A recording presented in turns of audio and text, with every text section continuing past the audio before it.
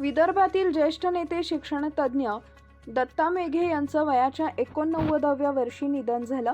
गरीब परिस्थितीतून पुढे आलेल्या दत्ता मेघे यांनी सौम्य मृदू भाषेमुळे विदर्भातील राजकारणात महत्त्वाचं स्थान प्राप्त केलं होतं। आपल्या कारकिर्दीची सुरुवात त्यांनी काँग्रेस पक्षात केली।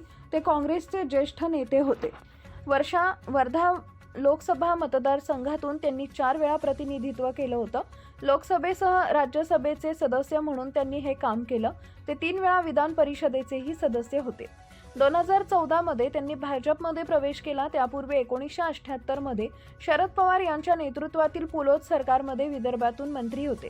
अनेक वर्ष मंत्री, विरोधी पक्षनेता अशी पदं भूषवत 1991 मध्ये नागपूर लोकसभा मतदारसंघातून काँग्रेसचे उमेदवार म्हणून त्यांनी विजय संपादन केला होता। रामटेक व वर्धा या मतदारसंघातून खासदार म्हणून ते निवडून आले होते। वर्धा इथं वैद्यकीय महाविद्यालय सुरू करून विदर्भात अनेक शैक्षणिक संस्था त्यांनी उभ्या केल्या आहेत। Subscribe now and press the bell icon. Never miss an update.